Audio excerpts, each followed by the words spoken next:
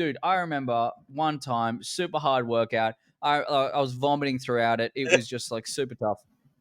And I got back and I fucking took my undies off. I was like, "Poor brother." Like that's what I imagine.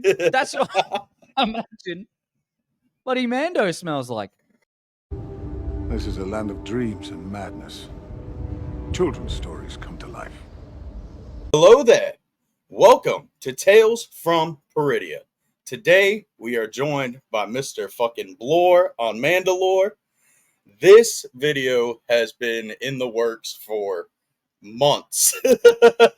Literal fucking months. And I am excited and honestly a little nervous. I'm always nervous whenever I do these type of videos. Don't be nervous, bro. Don't be nervous. You're good. Before we get into what we typically do on here, Jeremy, where can we find you at? Tell us a little bit about yourself. So I have a channel called Bloore Mandalore, as you can probably see on my thing there. I can be found on YouTube, Instagram, TikTok. I'm barely posting on TikTok anymore because I'm so sick I of didn't that even shit. know you had TikTok. Yeah, bro. Dude, I post like a lot of my shorts and my kind of like intros on there, but they always punish you for posting. They'll search the same video on other sites and they'll punish you for it. And I'm like, What? brother, I'm getting more engagement on Instagram, on YouTube Shorts anyway. So I'm just gonna keep it there. So you can find me on, you can still find me on TikTok, Instagram, and YouTube. Mainly on YouTube, I just do a bunch of random videos, and every Saturday, 7 p.m. AEST or AEDT now because it's Eastern Daylight Time. Oh shit! So yeah, man, I know we've got another hour of sunlight at the end of the day. So Dude, we're about to be losing an hour here over on the US. Yeah, man. So yeah, that's what you can do. Search up if you want some Aussie fucking Star Wars content, man. Just go check out the Rayside, not me. So that's another person I need to get on here, and then I'll have the trifecta of Aussie YouTuber interviews. Yeah, you got Jesse as well. I say that all the time, man. Yeah, he wants to. He's going to start up his briefings, right? And man, he wants me on there, so I'm trying to figure out a time to get him on, and that'd be sick, dude. He's got some cool shit in the pipeline. Oh hell yeah, I imagine, dude.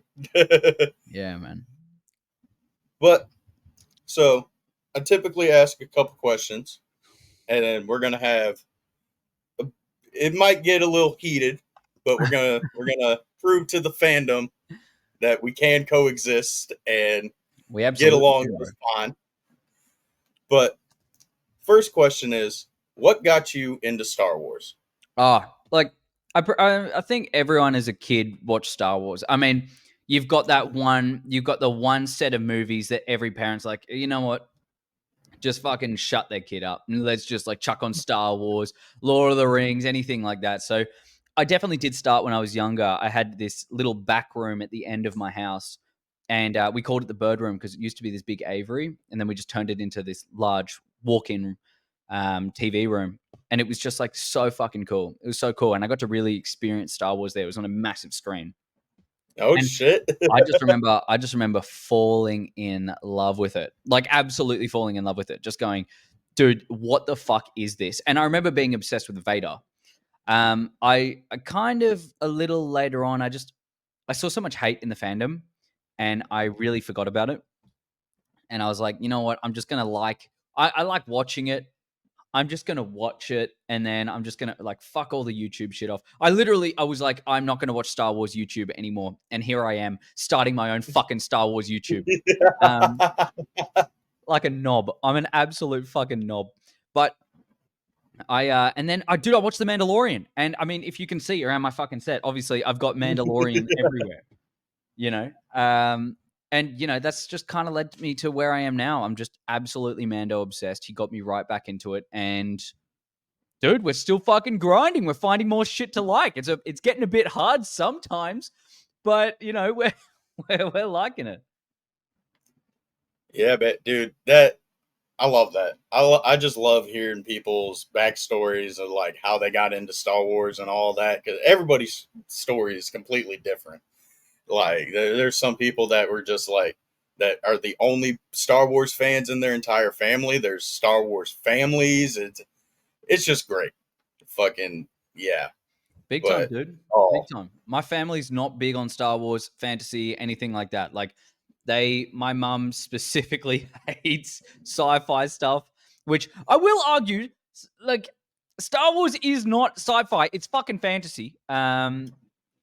Star Trek is sci-fi, but she I never don't know liked the it. My difference dad never liked personally. it. What's that? I said I don't know the difference between sci-fi and fantasy Uh, personally. They both are just yeah, they I don't mean, exist in the real world. they kind of meld into the same thing. Fantasy is basically, well, sorry, sci-fi is basically, what Star Trek is, which is like specifics on science that is created, and you can only work within that realm. But when you go into fantasy, it's whatever your imagination can kind of create. Like Lord of the Rings, it's fantasy, but you can't have fucking wizardry, and you can't have Sauron looking at his eye through a fucking globe. I mean, maybe you could call it FaceTime now, but so fantasy itself is just inherently Star Wars. I just think it's such a better way to describe it than just like kind of setting it in that like, oh well, it's science fiction, so it just has to be that one thing. Yeah. Yeah, see, I've never seen a single episode or anything of Star Trek, so Oh, bro, it's shit. Don't worry about it. Like, we chose the right star show. So oh, basically, dude, Star Trek is like fucking. They're up on a ship and they're walkie-talkieing down to to another planet.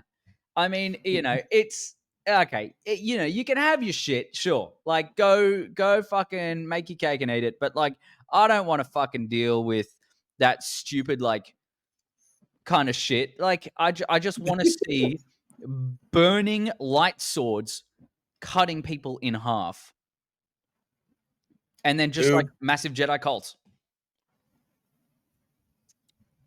thank you. That's literally all I want to see, and it I kind of want to save this for the discussion later, but it just seems like it's impossible for us to get back to that. Just giant glowing laser swords Yeah. chopping people down and space wizards with family issues. Yeah, 100%, man. It's a basic formula. You have weird parents that just kind of sell you off to a child cult, and then you grow up and you start stealing more children, and then it just, everything wears down, and then you've got another cult that kind of does the same thing, but they also torture people at the same time, and then you kind of interact. And that's really Star Wars, man. Yeah, I mean, it's kind of crazy. Yeah, bro. It's pretty Almost fucked. lost my computer there. No. All right, so next one might be a little bit of an obvious one. Who is your favorite character in all of Star Wars? Video games, comics, TV shows, movies? Okay. Out of everything that's ever been created in Star Wars, right? Or is it everything all over? That everything all over, Legends books, canon books, Well, George I Lucas movies, Disney movie, don't know it why don't I matter. chose this shirt, but maybe no, no, it's not Jar Jar Binks. It's Senator Bail Organa. Yeah, Really? yeah, no, it's Mando. Oh, I love Mando. I'm not gonna lie, bro. I was about to be like, okay, I got to come up with a couple more questions now. Like, Yeah, dude, it's man, Mando in the all the first way. half. Like, I'm a sucker for regular people that stand up and do the right thing. It's why Batman's my favorite fucking superhero. It's like Mando, it's himself is he doesn't have the force. He doesn't have any fucking special abilities, nothing. He's got a suit of armor and a bunch of fucking weapons, which you may call special abilities like Mandalorian tech, sure. But in itself, I mean, he's just a regular guy who stands up to do the right thing. And I think it's just like one of the coolest characters that has ever been created in any fiction is someone who is just like us and thrown into the universe of like so much creativity and so much just like a wow factor. You can have your favorite characters like Luke Skywalker and so on who have the awesome powers, but for me it's so much more realistic to be able to look at someone and say, I could legitimately be that, which is the reason why they created Mando with his helmet on all the time. Like a little bit of a fun fact, but when Jon Favreau and Dave Filoni were creating it, mainly Jon Favreau put in a lot of the work for Mando, and then Filoni kind of supplemented with a little bit of lore and all that kind of shit. But in the creation, he wanted to do a very specific thing of, hey, I want the kids to be watching this and think that they could be that person. It's the reason why Star Wars is so popular, because a kid can imagine themselves behind the mask. It's the same thing with the helmet.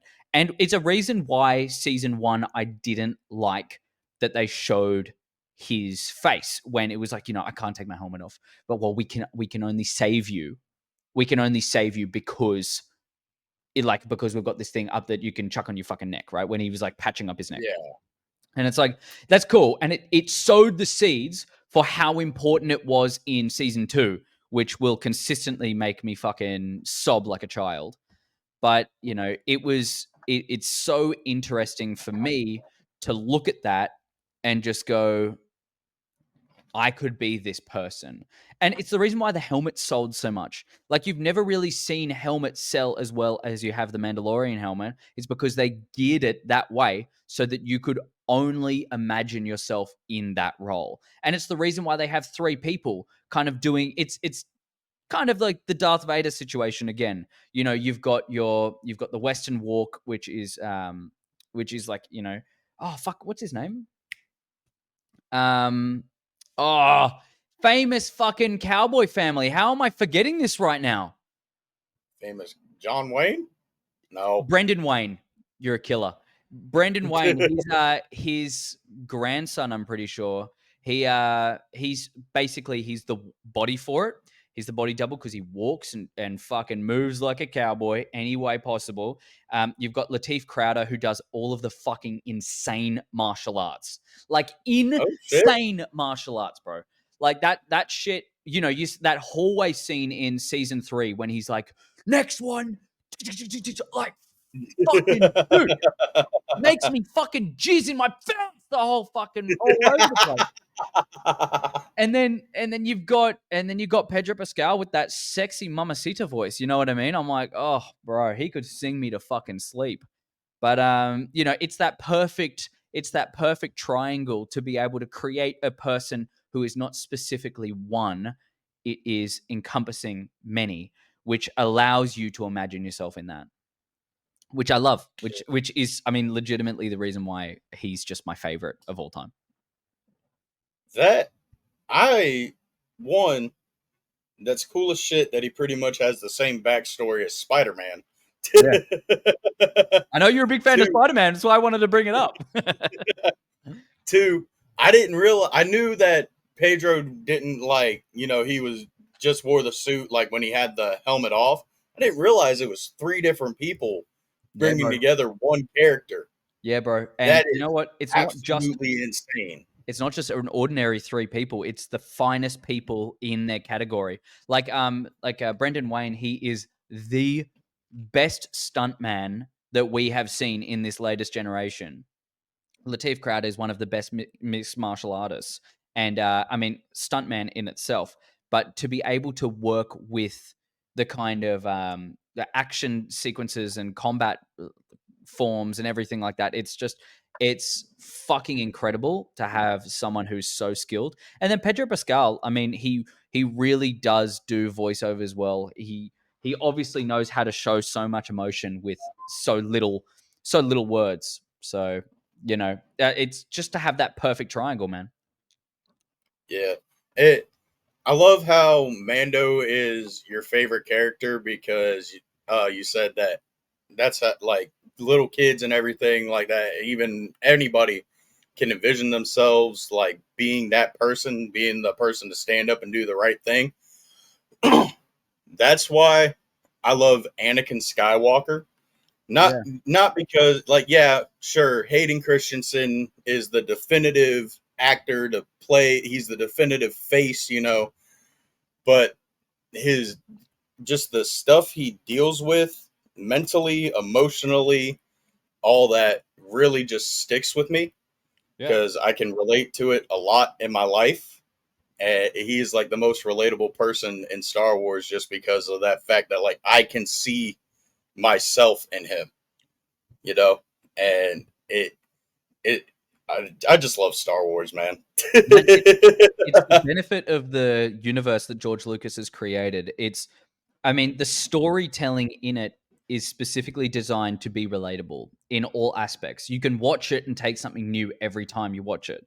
So to have those characters like Anakin Skywalker, amazing character, amazing guy, like, and really, really relatable to certain people, such as yourself.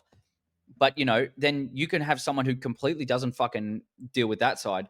And then you go to the opposite of Obi-Wan, the studious, does everything the right way and potentially tries to do it and even hurts himself in the process. You know, you can have so many people that you can just go, wow, like my heart really connects with this person. And it's why so many people love Star Wars. It's why it's one of the biggest franchises in the world, if not the biggest. You know, people say these days, they're like, oh, well, you know, Star Wars isn't as big. Oh, fucking, you think that, but you can go to any fucking shopping center in any place. You can go to you can go to your local bloody grocery shop and you can find body soap that's got Star Wars labels all over it. Like, you fucking find it anywhere and everywhere. You cannot. Bro, It's like Lord of the Rings as well. Like, you've got it fucking everywhere, dude.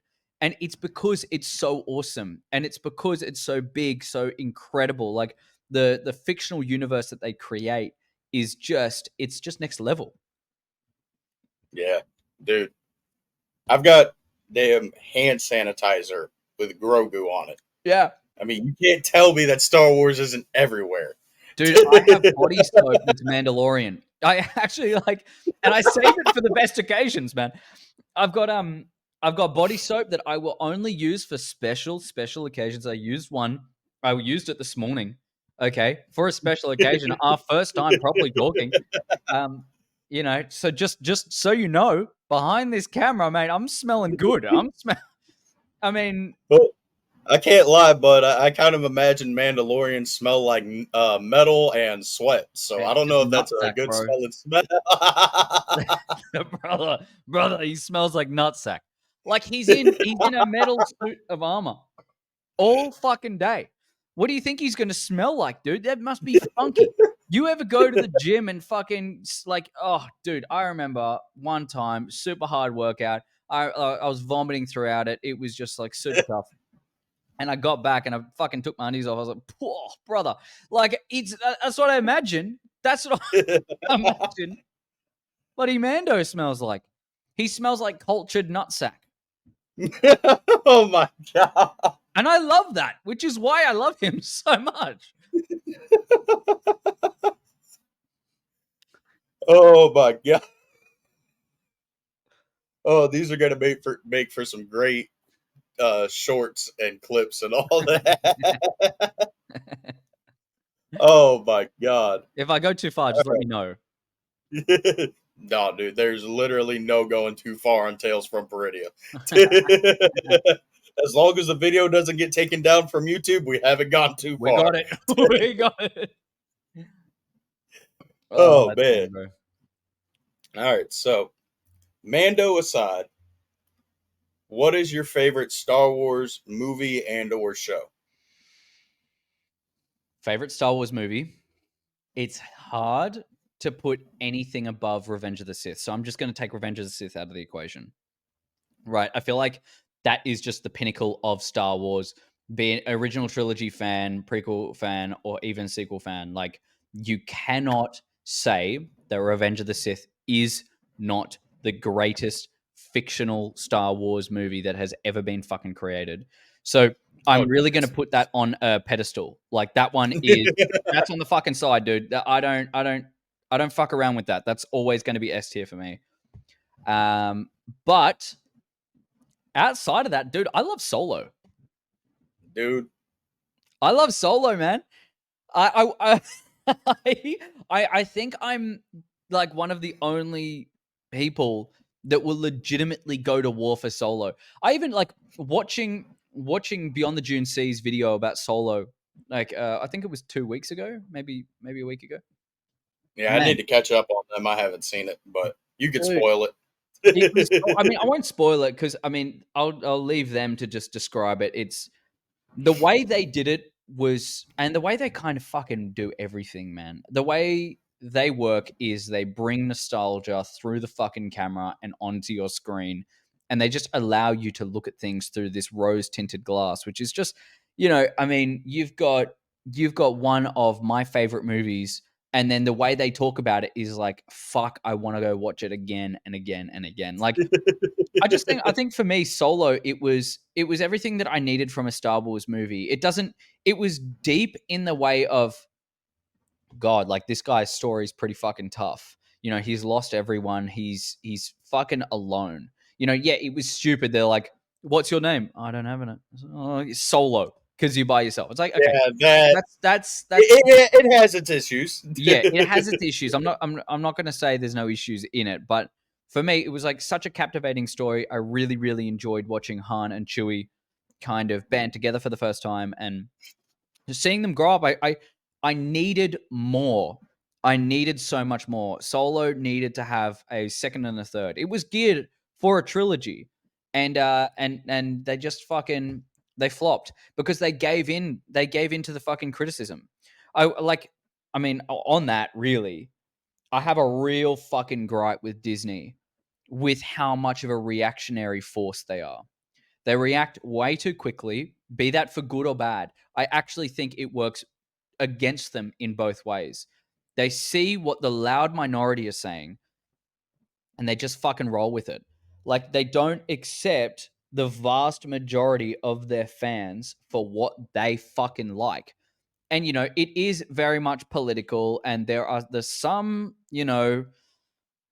some people that really take it to another fucking extreme. Like Oh, fucking trust me, I know. yeah, like it's wild, man.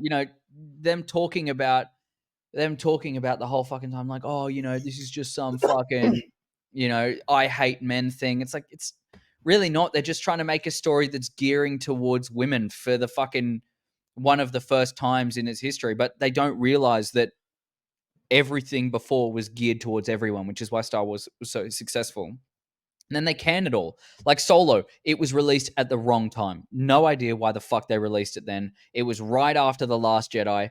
Everyone was fucking hating Star Wars, and they go, "Oh well, you know what? Let's just pump out this new project that we want to have we want to have a whole fucking trilogy for." And then they fucking flopped it because everyone was already so angry. I remember watching it in the movies. I watched it in the movies. I watched Solo with my mate, and we were like, dude, we were loving it. I always talk about the experience in the movies compared to the experience at home, because at home you can pause things. At home you can search things up and you can kind of backtrack, but it loses the magic. For me, when I'm watching a movie, I'll turn my phone off, I'll turn everything off, I'll make sure the ambience is right. I can hear nothing, I can see nothing else but the movie, and I really want to enjoy it. And it's something that, really makes me it really makes me love things more. I just don't see it through that negative lens of, well, someone tweeted about something, and we're only fucking human. We see something that we slightly agree with. Maybe the majority of it will be wrong, but then we see kind of a little more validity in their argument because there was one little thing that was right. And that's all Disney does, man. And they canned Solo, which I genuinely think, look, as a movie in its whole, it didn't give us a lot, but as a fucking start for a trilogy, it gave us everything we fucking needed. Yes, they chucked in a lot of stuff that they didn't need to do, and it could have kind of grown throughout the rest of the movies. But it was a movie for me that it was full of action. It was a cool story with a character that I never really liked watching watching Star Wars. I never really liked Han Solo. He was all right, but he kind of fucking pissed me off. And then I played him in Battlefront 2, and I was like, man, I just fucking became Han obsessed. So I was like, Han, absolutely love the character. Everyone loves Chewie. You can't fucking hate Chewie.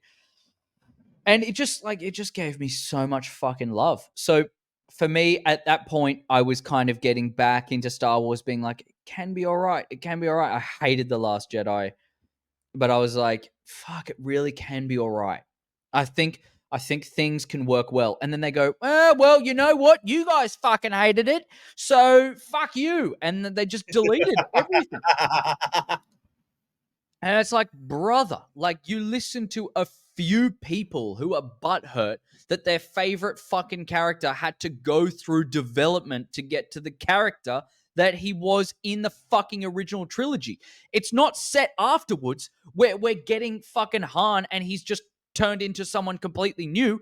He was a new person. You can't say you're the same person when you fucking grow up. When you're a fucking child, you're not going to be the same person as what you are now. I mean, sure, I'm still handsome, humble, honest, and sexy, but like, I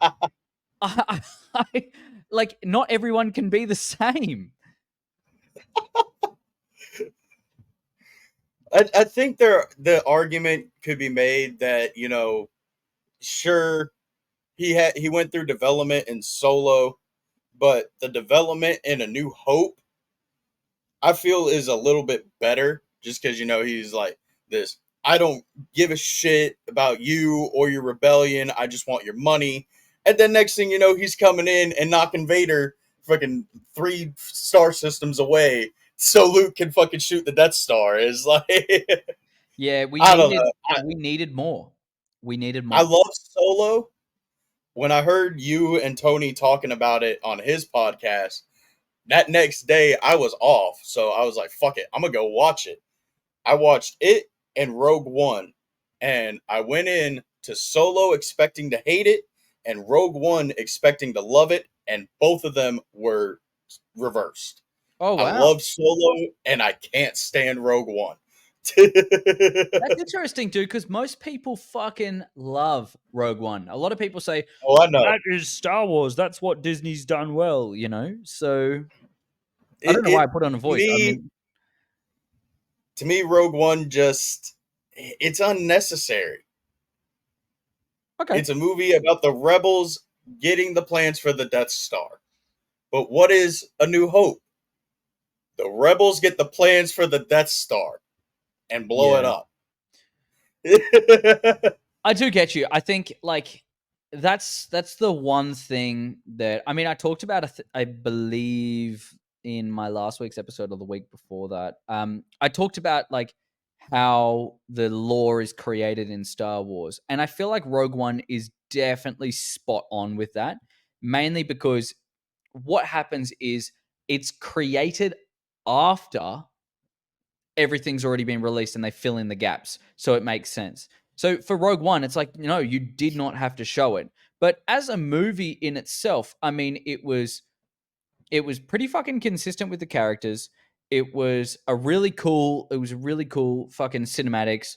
A lot of amazing things being shown. Like fucking we see non-force sensitive people that really believe in the force and trust in it. And like, we see blind people being able to use it. Like that's awesome. A lot of I really cool think content. that blind guy was a Jedi and they were just pulling our legs. No, no, no. Because the whole thing was it's like the Force just fucking gives you what it needs to give you for you as a person. He didn't need to have all the fancy fucking wizardry that all of the other Jedi needed. He just needed the trust in the Force. And I mean, that's why I really do. I love that movie. I don't think it's one of my favorites, but it's a really fucking good one. The only thing that I have with it is like, how the fuck did Cassian Andor get from the person that he is in the shows now to what he is in Rogue One? It's like, why'd you just create a character off fucking nothing, seemingly nothing? So that's always kind of been a little bit more of a gripe in the future of more Star Wars. But like, other than that, dude, I mean, I think if you look at Rogue One through a lens of, hey, it doesn't matter.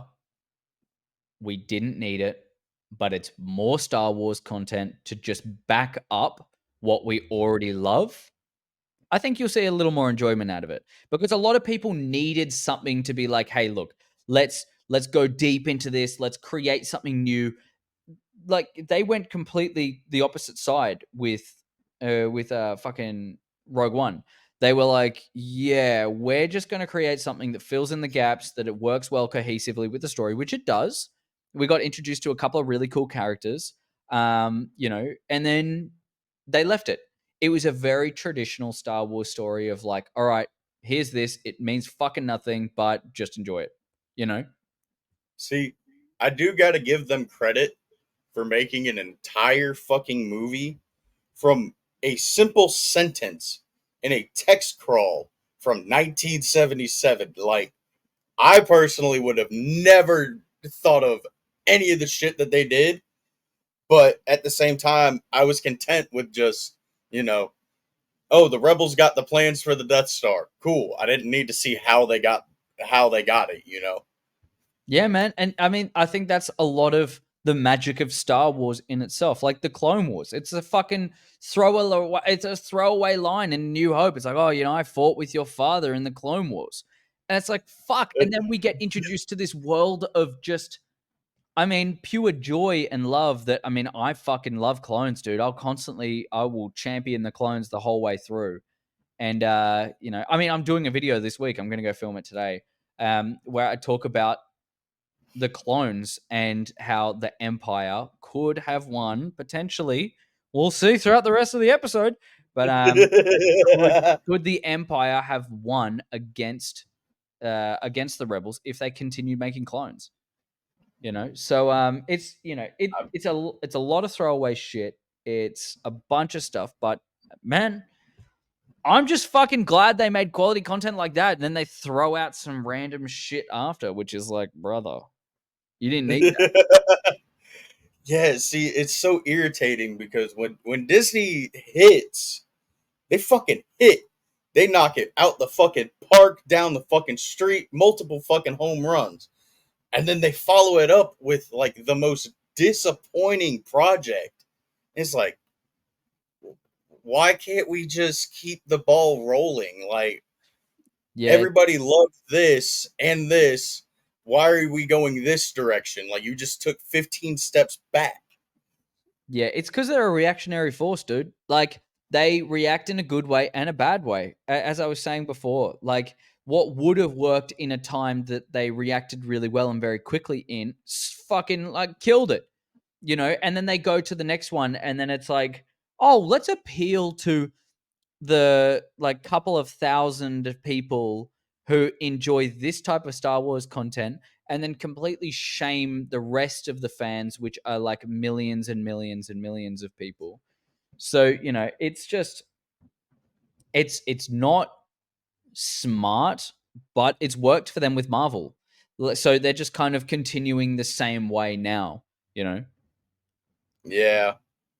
But that's the problem. What works for Marvel isn't necessarily going to work for Lucasfilm or Pixar or whatever other company Disney owns, like it they got to find their niche and then they just got to kind of stick with it. That's the thing, like I would 100% rather if they just decided to do things a certain way and only did it that way for the rest of their fucking time. But they're just not going to do it because it just doesn't really work well for them. It's not really what they like doing, and they want to just make as much money. I really like the way Connor from Beyond the GNC put it. It's like he doesn't really like Disney. I mean, I may have taken that out of context, but let's say he does. But I mean, they're just cutting the checks. They're just cutting the checks. Like, in the end, they're a business. It's a corporation. Like, there's going to be meddling with a bunch of different executives that want certain things and to appeal to the modern times of a bunch of different stuff. It can't always be like, if we're making a fucking show that's based around the ethics of 1920, then we're going to get something that's like fucking horrifically sexist and Yeah. horrifically racist. So it's like, where do you kind of draw the line? I think personally it is, let the director have supreme control over the project, like they did with Rebuild the Galaxy, which I fucking enjoyed. You know, I loved it. They were like, hey, you know what? This is the whole universe. Fucking do whatever you want with it, right? And then they kind of just ended up being like, well, we're going to change the rest of every single fucking show because we don't really like anything that anyone else has put in front and we want to make as much money. And it's like, brother, this guy stinks. You know, it's like I didn't enjoy The Acolyte. It started off so well. It could have been so much fucking better, dude. It could have been so much better than what it was if they just stayed with the same fucking thing that they promised us from the start, which is a Sith perspective show. At what point did we get anything from a fucking Sith perspective? I'll tell you, we fucking didn't. Except for hey, we got that one scene with sorry. Kymir going. My bad. I'll leave. I want my I want my freedom. I want the freedom to wield the power the way I want. Brother, I'm like fucking I was so keen for The Acolyte. Like hearing what they're talking about for fucking years. They're like, dude, this is going to be Sith perspective fucking madness. Like this is going to be so fucking cool. I can't wait to see it. And then they just gave us this fucking mumbo jumbo nonsense of like, hey, let's see everyone's perspectives all the time. And then the character development that was needed at the start, let's put it at the end. And then let's just drop it in the end. Like it doesn't fucking matter. Like, oh man, I really struggled to talk well about that show. And I love talking so fucking highly of everything and trying to find a lot of things to love. Really, in the end, I loved Khmer and I loved Soul. That was pretty fucking much it. Like that was kind of at the end. And it's like, oh wow, are you gonna cock tease us with Plagueis and then just not fucking show us anything? And it kind of ruined it I'm for more me. upset that. What was that? It kind of ruined it for me, dude. It ruined it. Like, don't cock tease Yeah. one of the coolest fucking characters that we've seen in Legends. See, Yeah. I'm a little upset that we'll never figure out who that little green guy was. Which little green guy? The little green guy with the pointy ears at the very fucking end. Oh yeah, I don't know who that guy is. I don't know. I think it might be a guy who likes eating frogs in a swamp somewhere, but I could be wrong. I could be wrong. You know, I think he's somebody who supposedly senses the downfall of the Jedi a few centuries later, but can't sense, you know, the Sith literally right there. But well, you know what? I don't blame him. He is just a little frog. I'm not talking about the prequel era. I'm talking about the High Republic era. Oh man, I mean the fucking foundations of the Jedi Temple on a Sith fucking temple. Like, oh, that's a good idea. Let's do that. Let's cover up all the sin with fucking good, and then we'll just get corrupted by it. It's like, oh, that's smart, brother. Good on you. Good leadership, mate. Oh my God. What a dickhead. Yeah. That fucking goblin. What a dickhead. So, I'm gonna combine these last two and basically into one because I really want to get to this last one, so we get to the meat and potatoes. You know, boil them, mash them, stick them in a stew. That was a good one. What is your favorite non-Star Wars hobby and your favorite non-Star Wars movie or TV show? Oh. Okay, non-Star Wars movie. Let's start with that. Gladiator. I love Gladiator. Gladiator is like, watch that movie. Dude, I fucking love that movie. I am Maximus Decimus Meridius. I fucking love it. Are you not entertained? That's Disney to us every time they deliver one good project out of fucking 20. But they're like the cat in that fucking mask where they're like, oh. Dude, yeah, Gladiator, 100% my favorite. Also, I mean, I really like The Secret Life of Walter Mitty. I think that's one of the best movies that's ever been created. And hobbies? Oh wow. outside of Star Wars, I love going to the gym. I do powerlifting. Um, I ride motorbikes. I've been getting into photography. And what else really? That's it. I'm a boring dude. Um, dude, I go to the gym all the time. I'm like 6 days a week, fucking smashing it, and I ride my Yeah, I bike need to everywhere. start going to the gym. I need to get in And shape for MegaCon. I'm gonna go cosplay as Anakin, and I can't do it if I'm fat. nice, bro. Well, I'm keen to see the progress. But yeah, no, that's really it for me. It's kind of just it's a lot of my time kind of spent in creativity is with this channel. I really wanted to learn. Dude, I mean, you can fucking if you ever get the chance to ask my girlfriend about it, you can ask her about fucking how bad I am with computers. I am like a dinosaur with when it comes to fucking computer. I'm like rah, rah. I'm like tapping shit, being like, why aren't you fucking working? Um, and it's just so it's like for me, it was a big why am I in 2024 and why am I not fucking learning how to use the thing that is going to be completely in the future? So I wanted to learn how to edit and make videos and all that kind of stuff because I do want to, in the end, potentially be a director, uh, be an actor, do all that kind of stuff, be a lot more creative. So if I'm gonna fucking do that, I want to do a lot of it myself. I'm really bad at like all that kind of shit. I'm like, well, I need to learn myself. I can't pay someone to do this for me. It's like everyone going, oh, well, when you get big enough, you can get an editor. But I'm like, well, that's the whole thing that I wanted to learn. So like, Yeah, what's the fucking point? And I would only switch to getting someone to do an editor or to be an editor for me if I've got more stuff that I need to learn for something else that's a lot more important. Learning a lot of filmography and all that kind of stuff. Like it's been a massive hobby of mine that I've been able to kind of show through my YouTube. Like you can see the start my very first episodes, which you've been around since the fucking start of my episodes, man. Like we were friends before I even started the channel. We met in Beyond the Dune Seas comment section, which was fucking awesome, dude. dude. What's crazy is I don't even think I was actually following Beyond the Dune Sea at that time just yet. They just kept popping up in my Explore feed, and Yeah. I think it was the tier list or one of their tier list or something, and it caught my attention. I was like, I gotta fucking comment on this.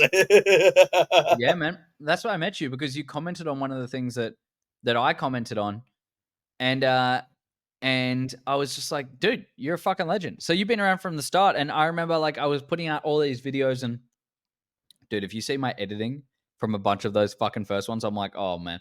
I look at it now, I'm like, oh, dude, what were you doing? But I thought that was hot shit, man. I thought I was the new fucking commodity, I thought, damn, Yeah, who's this guy if fucking editing like that? Oh, I'm gonna be real, I would honestly just kind of I would never actually watch the videos, so I don't know like how your editing was. I would pop my earbuds in at work because you would release it at 5 a.m. my time, and yeah. I work overnight, so I get off at 6, and I get that notification, Bloore on Mandalore. I'm like, one, yes, he posted a video. Two, one more hour and I'm fucking free. And your videos would always be the perfect length to where it would end as I'm clocking out. Oh, nice, dude. Nice. I'm doing such a short episodes now, so that fucking sucks for you. But like, it's good Yeah, I for just me. wait till 5:30 now. Yeah, man. But I just, you know, I appreciate you, dude. I appreciate you being around for so long and kind of, dude, fucking commenting on all my shit, watching all my shit. Appreciate it, man. I appreciate it, Oh, dude. dude, of course. We got to spread the fucking love. Absolutely, man. Absolutely. Woo. Okay, I didn't fuck anything up. Thought I did. No, you're good, bro. No, but like, what about for you, man? Just quickly for you. What are your hobbies outside of Star Wars? Favorite movie? Honestly, hobbies outside of Star Wars, it still involves Star Wars because, the toy photography that I've been trying to get into, I've been getting a lot of figures and I'm planning on going to a couple different locations instead of just the table that I got set up inside my room. And yeah, mainly just photography, collecting lightsabers. Again, that's within Star Wars. I don't really have a lot of shit outside of Star Wars, if I'm gonna be real. Dude, I that's mean, like fucking fair enough.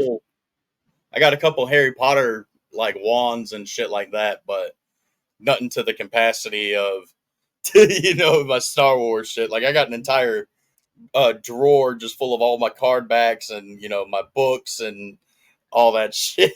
100%, dude. So you'd say what would be your favorite franchise outside of Star Wars? Oh fuck. Damn. That is a good question. Kind of looking at my movies that I got set up behind me or in front of me. Damn, that's a good question. Probably the Clerks movie franchise. Clerks 1, 2, and 3. Never seen it, dude. Dude, you need to. I have no idea what streaming services they're on, Yeah. but they're fucking great. They're stupid as shit. Like they just follow these two guys in the first one that work at a convenience store, and next to it is a video rental store, and they just do wild, wacky shenanigans. And then the second one, they're working in fast food, and then the third one, they own the old store that they used to work at, and it's just stupid fun. You gotta check it out. They like Star Wars, so. Comedy indie film. Is this it? Yes, dude. All right, I'll give it a go. I'll In the give it a first go. one, they have an entire debate on if the so they say like the Empire got independent contractors to build the Death Star because the typical stormtrooper isn't going to know how to hook up toilets and shit like that. They're like, just think about like all the lives that were lost on the Death Star. They're like they were casualties of a war that they had nothing to do with. And they debate like which is better, Return of the Jedi or Empire. And I don't know, just little shit like that. Just little sprinkles of Star Wars lore and Yeah, nice, debate bro. and shit. Just I love it. I'll give it a watch. I'll give it a watch. I'll let you know. I'll let you know, man. So the final question, which is going to lead into the meat and potatoes of this, even though we've been going for quite a decent while now, Yeah. fucking 47 minutes. All right, dude. Do you consider Disney Star Wars as Star Wars or essentially an extended universe despite it being canon? Nah, it's Star Wars. It's Star Wars for me, but mainly because Star Wars is. God, this is about to get fucking deep, man. Yeah. Get out your We're here fucking for it, tissues. man. Get out your tissues, man. No, but for me, Star Wars is about what we were talking about at pretty much the start of this conversation, talking about relatability. For me, I see Star Wars from a perspective of the prequels because I grew up with the prequels. I love the original trilogy. I love some aspects of the sequels, and as a whole, they weren't really that bad. But like, it's about who they're designed for. It's about who can relate to them. And the kids at the time who watched the sequels, I was in the movie cinema. I was listening to everyone's cheers, crying, laughter, like everything. And it kind of put it all into perspective for me to be like, you know what? I'm not enjoying all of it. It's not everything for me, but it's not meant to be. A lot of these kids who are growing up in an age that I am only just now kind of becoming accustomed to, they can understand their world because of the characters that they see in the movies that they grew up with. Think about the people who like Poe Dameron. Sure, he's kind of like Han, but that's their version. Think about the people who want to be like Finn, who are set into a very, you can kind of see it from a religious perspective of, I know a lot of people who started off into a religion very heavily in religion, and it feels to the point of they don't have a choice, right? And to be able to see someone like Finn, who grew up with the Empire, being in, well, the First Order, being in the First Order and breaking free and being himself, I'm sure that would speak a lot to the people who watch him. To Rey, who is seemingly a nobody, who lives her life as basically a fucking a rat in the dune. It's, scrapping for metal. To be able to see someone go from nothing to something is a story that so many of us can relate to. It's very much Star Wars, and it might not be Star Wars for me, and it might not be Star Wars for you, but I can guarantee you, because it is a Star Wars for a kid that watched it, we will continue to have this beautiful franchise for seemingly the rest of our lives. Yeah, see, as I've gotten older, like when The Last Jedi came out, I was 17. It was 2017. I like I not liked. I like The Force Awakens. I rewatched it recently, and I've always kept it like at middle of C tier. Like it's not good, but it's not bad. I found myself enjoying it just about as much as Return of the Jedi this last go around. Now, I still don't like 8 and 9. I think that it just completely shits on Luke and Anakin's, characters. Uh, but I do, as I get older, I do see the way, like you said, the younger kids look at them the way that I looked at the prequels when I was a kid. Like Anakin is and will always be my favorite character. He is the chosen one. I'm sorry, I don't care. George Lucas has already stated that. I don't care what Disney tries to do or say. Anakin is the chosen one. I love his character so much.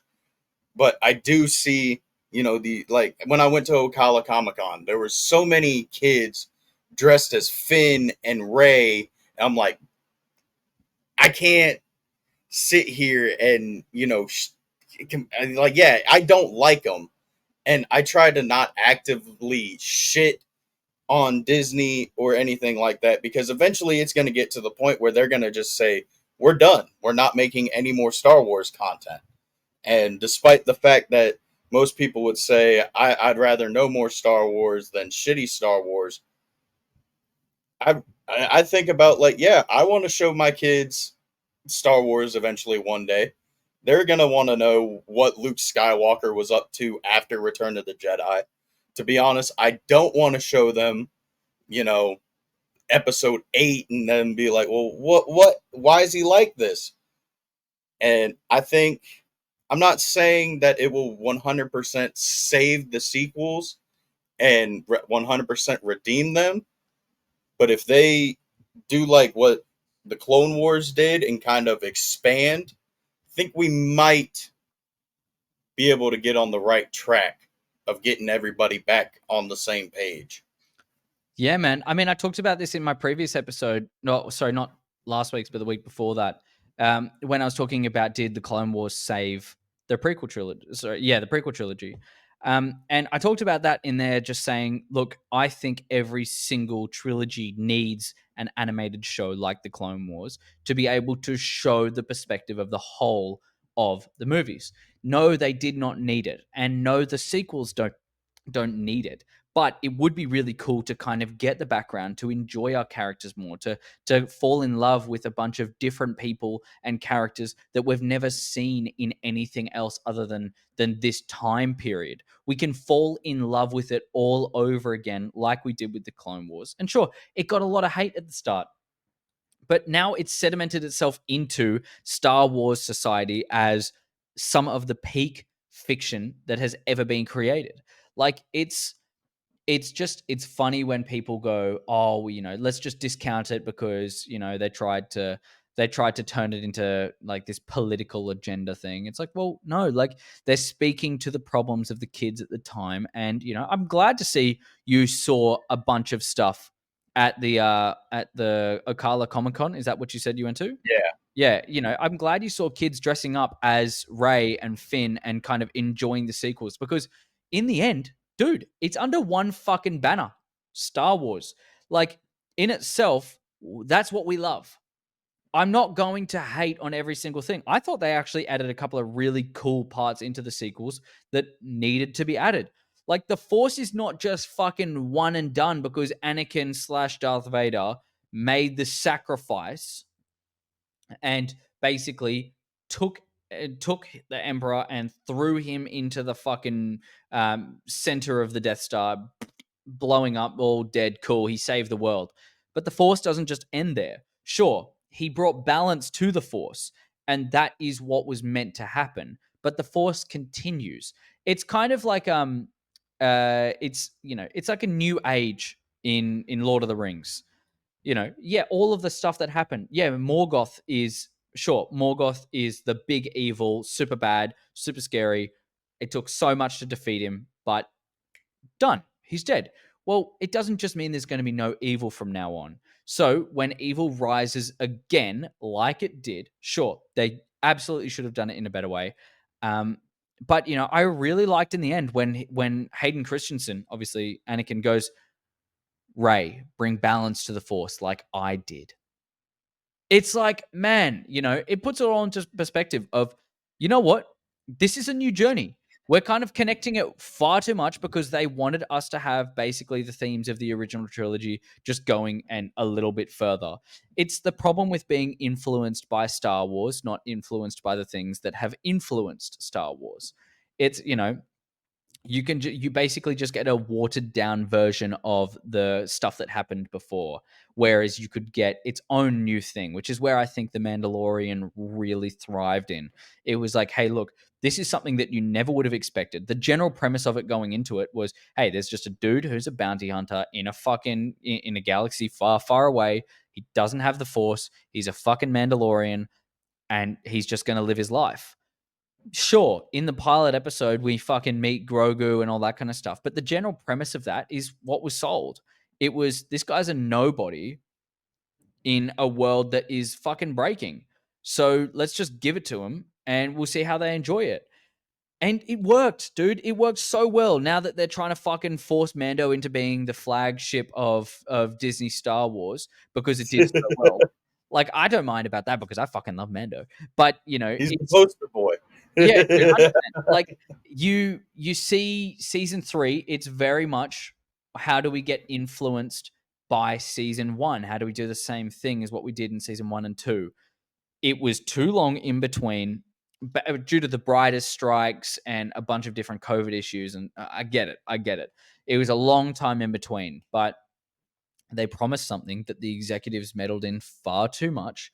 Grogu should have been gone. It should have been a Mando solo time. It should have Thank you. allowed us to be able to go deep into the depths of Mandalore and find. I loved that whole aspect of it, and to find the root of Mandalorians, and not necessarily make Din the leader of all Mandalorians. He even showed, like, the blade, the Darksaber, literally what I'm fucking holding. You know, it showed that it wasn't going to work with him. He wasn't the true leader. Sure, Bo-Katan could have been the leader. She didn't need as much time in Mando's show as she should have been given her own show. Like, fucking hell. Like, you do not need to waste our fucking time in a Mando show. And it's like, oh, well, it's about all of the Mandalorians. It's like, well, you didn't sell us on that. You sold us on Mando. And it's where they're going to work around with the movie. And if Jon Favreau does anything right, it is when he is allowed to have full creative freedom, which I hope this movie's about. I've got so many theories about the Mando and Grogu movie. I'm going to do a whole fucking episode on that. But, you know, I'm keen for everyone to kind of realize now that Disney meddles far too much for something that they don't need to.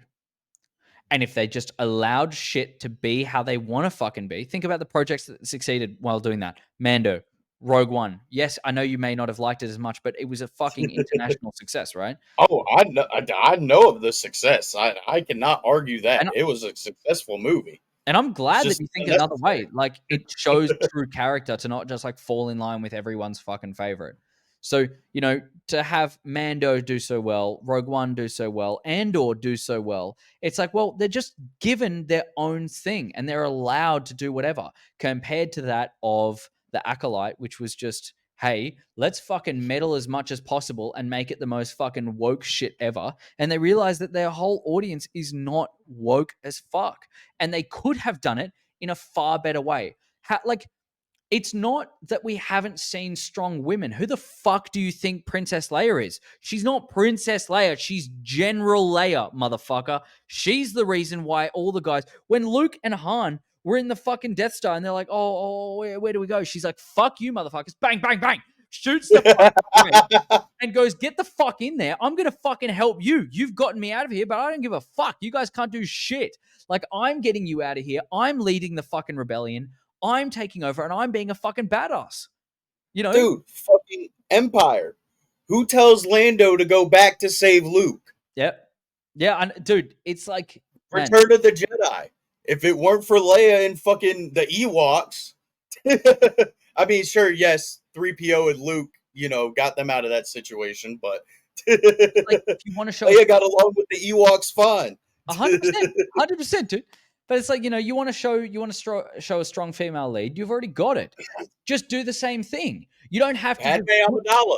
Oh, fucking absolutely, dude. It's like, you don't have to try hard. You literally just have to create a character that is fucking empowering to be themselves, and then just put them in the scene. They'll fucking work their way out. They'll work it. Everyone will be able to relate. It's that whole harking back to what we talked about at the start of relatability. They tried far too much to appeal to fucking everyone. And they honestly, they fucked up so many characters in that. They really, really screwed up when it came to so many things of like, we're just trying to make this a larger message that everybody needs to, everyone needs to be fucking accepting of everything. We fucking are. Like, if you see majority of the fans, we fucking are. There's a million fucking species in the galaxy. You don't have to worry about if it's a fucking guy or a girl.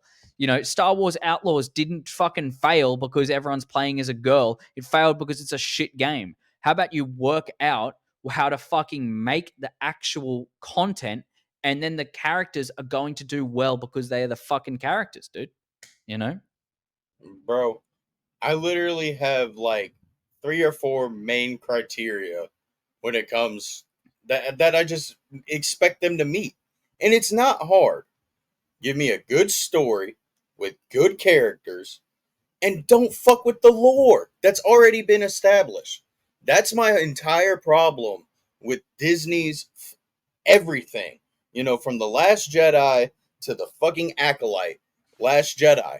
How the fuck does Luke Skywalker go from saving his fucking father, the man who murdered the entire Jedi Temple, single fucking handedly with his fucking clones, looked him dead in the face, looked Palpatine dead in the face, and went, no, I'm not fighting. I'm a Jedi. I don't fight. I'm not fighting out of anger or hatred. I'm going to save my fucking dad. Yeah. To, oh, I had a bad thought. Might as well kill my nephew. Like Sam Witwer said, you change somebody off screen that's already been established, you're going to invite everybody in to disagree with you. And Rian Johnson, he's been on record already in the past saying that his ideal perfect movie is splitting a fandom right down the middle, half and half. That's just sorry right there. From a filmmaking perspective, that's just shit. I'm sorry. I want everybody to love my work. The thing is, like, I think he's a fucking amazing director. You can't deny, dude, the trailer was fucking banging. The whole cinematics of the whole fucking movie were honestly peak. Like, peak. Dude, the cinematics and the visuals are fucking fantastic in Keep him on for all that. of the sequels. And then he tried to fucking ruin J.J. Abrams' thing just because he doesn't like J.J. Abrams. It's like, brother, you can be someone by just doing your fucking job well without trying to put everyone down. It's like this massive thing that all of these, like, I mean, creators especially as well. Fuck. It's like everyone wants to put everyone down all the time to just put themselves in the position that they thought that they were once in. It's like, brother, you don't realize what the fuck you're doing. You're just splitting everyone up. Everyone could work well together. Stop hating on everything all the fucking time and stop creating shit that doesn't need to be fucking made and ruining the characters that we fucking know already exist. Like, Luke, that was my biggest gripe with The Last Jedi. I really liked majority of it. I think it was awesome, but Luke, which is, sadly, it's 90% of the reason why I hate it. Like, I love the movie. I could actually enjoy it. Like, I sit down, and if I sat down and I watched all of the sequels, I would enjoy it. But I just don't. I would enjoy it on surface level. I just don't enjoy all of the fucking messages that they did and all of the fucking characters that they kind of fucked around with too much. Like, why do you have to make all of our characters old, grumpy men? It's like Han Solo so grumpy, fucking Luke so grumpy. It's like, man, you can be good. And then also making Leia look like a fucking idiot when she's pulling herself back into the cabin. It's like, no, that could have actually been a cool way to die, to show that even our greatest heroes can die like that. And it should be the spark of the rebellion that keeps everyone alive. Like, then another character, it's like inherently when someone's gone, the shoes will be filled by someone else. So, it's just like you don't have to try so hard, which is what I really think they did. The more you try, the less you get out of it. Yeah. And like you said, like them, or you and I said, them shitting on Luke, like that's my issue with the acolyte. Why can't I say the acolyte? That's my issue with the acolyte. Okay, so the first two episodes were meh to me. They were pretty fucking boring, if I'm gonna be honest. Fair enough. Then episode 3 comes along, and the fucking twins are born of no father. That already irritated me. I was like, okay, well, maybe they'll explain it later on. Then episode 7 comes out. What happens? Why are they on Brendok? Because of a fucking vergence in the Force. And I understand that vergences can be a person, place, thing, anything really in the Star Wars universe. But the fact that it's centered around these two girls that have no father, it started out good, all right, I guess, but then they turned it into a watered down fucking Phantom Menace reboot. And you fucking lost me, and then I just lost respect for all of damn Disney's, all of anything that's going to be coming out later. I mean, yeah, I'm kind of looking forward to Skeleton Crew, but I really don't even want to talk about it. Yeah. I might cover it. Look, I think Skeleton Crew, it does, like, the benefit of the Acolyte failing is Skeleton Crew doesn't really have a lot really to fuck up. You can't fuck up more than the Acolyte did. But it just, to see what really, really pisses me off is to see all of the actors and actresses going against the fans because they didn't like it. It's like, well, you don't like it because you're a bigot. It's like, no, I didn't like it because it's actually just not good. Like, I mean, okay, they could have done it well. The twins being created in the Virgins. You know what? It could have fucking worked if what they did was they showed that Plagueis was teaching them how to do it and they failed. They were trying to create life and they failed. And then, wow, it's like, oh my God, Plagueis learned from the mistake of them and then he created Anakin. But because it was a failure before, nothing could be the same as Anakin. It's like, I know that's what they were trying to do, but they didn't. They were like, oh, by the way, these twins are perfect because they're the exact same person, and one's good and one's evil. And it's like, oh. See, I've got a kind of a counter argument to that, because from my understanding, Plagueis didn't create Anakin, nor was he trying to create Anakin. He was trying to create the perfect dark side user, so that way the Force would favor the dark side, and the Force was like, "Nah, homie, here's Anakin though." But my thing is, if he was trying to do that and he failed and split, and one's good and evil, but both eventually are evil. And yes, I know May or whichever fucking one had her mind wiped. I don't fucking remember. Yeah, she's good at the moment, but if they were to continue with season 2, I'm sorry, you're not going to look me in the face and tell me that when she finds out the truth that she's going to stay in the light side. So therefore, Plagueis has 2 dark side users. Why is he going to go on to create the perfect dark side user when he just got 2? Yeah, it's like they really muddied the waters. I think that's really the only way to describe it is they just muddied the waters really fucking hard, and I mean they're not really going too far from it. There's not going to be a season 2 because it fucking tanked so badly. There's not going to be a season 2. Because we're racist. Yeah, like fuck, man. I just didn't enjoy it because they meddled with it too much from the stuff that we were originally promised. If we were promised a show like The Acolyte came out to be, I wouldn't be upset because I would have understood that's the fucking show that they're giving us. But they gave us a show that was like, oh brother, like fucking, what are you doing? What are you actually doing? You know? Yeah. See, everybody sees my videos and clips of me shitting on the Acolyte. What they don't see is me reacting to that first trailer and being so excited and happy, and then just the gradual, like, I'm done. I'm done. I'm done with this shit. I'm done. Yep. It's sadly it's what it is.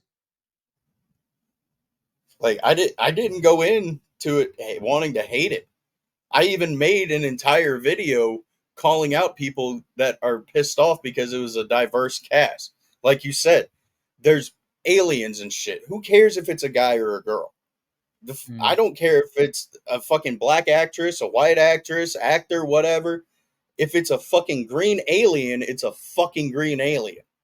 Yeah, it's Star Wars. There's plenty of species in the fucking galaxy. Like, I just want to enjoy a good show.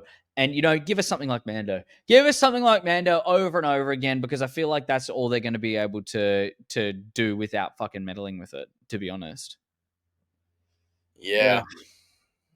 I mean, to be honest with you, the way I kind of look at it now, anything that comes out from Dave, John, and anything that Sam Witwer is attached to, whether that be like creatively or like he's actually like in the cast, I'll support it because I know Dave and John, they might fudge a little bit of shit here and there, but it's not gonna be, like fucking massive bullshit.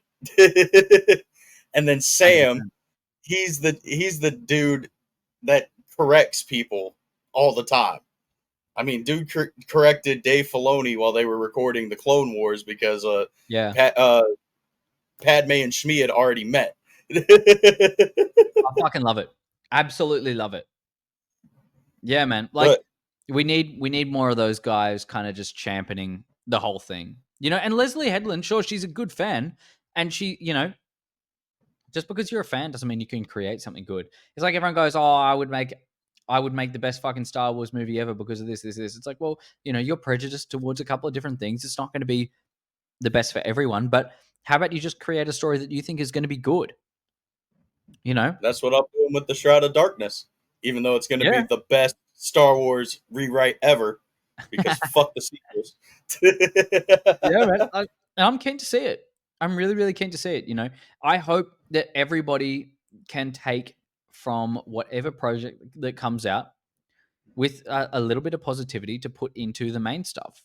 Like, sure, it's not always going to be sunshine and rainbows, but how about try something new? How about try a horror? How about try like more fucking video games? How about you go for like fucking zombie shit? We've already got a whole comic thing about zombie stormtroopers on a fucking broken star carrier, like out in the middle of fucking nowhere. Why don't we just continue with that shit? You know? Do that. Why don't we? as much as I love the Skywalker story and the era, I love prequels, original trilogy. Let's step away from it. Let's go into the past. Let's explore the. I know they're doing the Dawn of the Jedi movie, but let's see the start of the Sith. Let's see how the Jedi and Sith back then got to how they are now. Why are we still going into the? I don't know. I really don't like the future aspect of it. I kind of just want to see like everything that leads up to the prequels. 100%, dude. 100%. Like I'm keen for new stuff in a time that we just haven't fucking explored. And it's what the Acolyte could have done well, but they just didn't. So, you're right. I think maybe if they just continue down that path, we can fucking do it. And we can Yep. enjoy some Star Wars. As long as they get people who are passionate about it and aren't just in it for the paycheck. Yeah. Yeah, big time. Big time. Big time, dude. But I think that pretty much calls it for this episode of Tales from Peridia. It's a pretty long fucking episode, and I unfortunately got to start getting ready for work here soon. Fair enough, dude. Fair enough, bro. I'm Oh, gonna go fucking edit. I need to edit a bunch of shit for a new upcoming thing, which I can't release yet. But I've got something really big in the fucking works, dude. Like really dude. big. I've been working a lot. Shoot, this is going to be one of the last, if not the last episode I do on the Wednesday schedule before I start working. Well, I've already started working on the 3 different movie reviews that I'm working on and the Shroud of Darkness audio version. But yeah, I got a lot of shit that I'm working on, and Nice, it's gonna be fun. Nice, man. Well, I'm keen to fucking see it. I'm gonna do an audio book as well. So that's not the big thing that's in the works. I even got some of these. Wait, let me get some. All right. Some of these fucking dude. I've full on. I've got about 12 of these bad boys that I'm setting up a whole fucking studio. So let me see if the sound is better. Can you hear me better? It's a little muffled. Can't lie. Yeah, I've got the microphone right in it. Dude, I've got some shit coming up. So you fucking get ready for it. I'm keen to see your shit, man. Thank you so much for having me on as well, dude. Dude, of course. Like I said, we've been planning this shit for months. Yeah, man. Months. I think I've been doing this. I've been doing this channel for probably about 7 months now, and I'm very certain it was from literally month 1 that you were like, let's fucking do something. Dude, every time we got fucking close to doing it, it's either you got busy or something would pop up on me. Dude, y'all, I mean, I'm sure y'all already hit it by the time this fucking video is aired. Let's try to get this fucking... Y'all get this man 2 more subscribers. What the fuck are y'all doing? Yeah. 2 more. Come on. 2 more. Dude, everyone's been so good to me lately. Like, if I see my my YouTube studio, which that app is so good, dude. Like, dude, if it weren't for that app, I wouldn't know of any of my fucking shit getting copyrighted. Yeah, legit. Like, look at that shit, bro. Like, fucking dude. Look at the fucking watch hours, man. Like, everyone is so fucking good to me. I've been getting fucking views, brother. Yeah, I mean, I've fucking thanked everyone for it, but I'll thank him again. Like, after I did Tony's video, I got a bunch of people just coming onto my shit, being like, "Hey, man, I want to listen to an Aussie dude fucking rant and rave." So, I appreciate it, man. And you're at fucking 250 subs, dude. 238, but we're almost there. We're trying to get monetized. I fucking hate my job so much. I need to get monetized. I'm the fucking same, man. I'm literally the same. My brother before was like, no, don't follow my brother. I want to leave my job. Like I want to get monetized. I wish I could just be like Theory and be like, all right, I'm 4 months in. Fuck it. I feel like this is the right move. I'm done. Fuck my job. Yeah, man. But the thing is, he had so many subs straight away because no one was doing it. So, Like it's a very heavily saturated market right now. But I'm just grateful for the 148 people that want to fucking join, and that's one of you. All right. Hell yeah, man. Yeah, I appreciate it, man. I appreciate it, dude. Yeah, if you guys haven't subscribed to Jeremy and you're subscribed to me, I don't know why you're subscribed to me. Go to him. Fucking most of my videos are pretty much just cheap ripoffs of his videos. I No can't way. even lie. That's not true, dude. You got your own shit. You're fucking killing it, and this is the reason why so many people sub to you, man. But again, go check out Jeremy. This conversation was fucking fantastic and great. It just proves that even though we have different point of views of Disney, Star Wars, and just the sequel, Star Wars in general, we didn't even touch upon our differences in the Clone Wars or shit like that, because I think Maul being brought back in was necessary, but No, I think it was necessary, but I just didn't like the way they did it. I really did. It explains it so well. They use the magic, and it just No, but it's like such a fucking cheap shit. Oh, we'll have to do another fucking episode together, man. oh, dude, most definitely. Yeah. I could easily go on for another like 3 hours, but I don't want to hold you up. And like I said, I got to get ready for work. Nah, you're good, bro. You're good. But I hope you guys enjoyed this video. I've said it a million times. I'll probably edit out the up till this point. Fucking go check out Bloore on Mandalore. Go follow him on Thanks, Instagram. man. Follow Tales from Peridia. Go check out Star Wars Nerd, Darth Christensen, and Sean Chambers on Instagram. Everybody's links will be down in the description. Have a good one, everybody. May the Force be with you always. Peace. Peace, motherfuckers. No. The Force is my ally. That's all I need.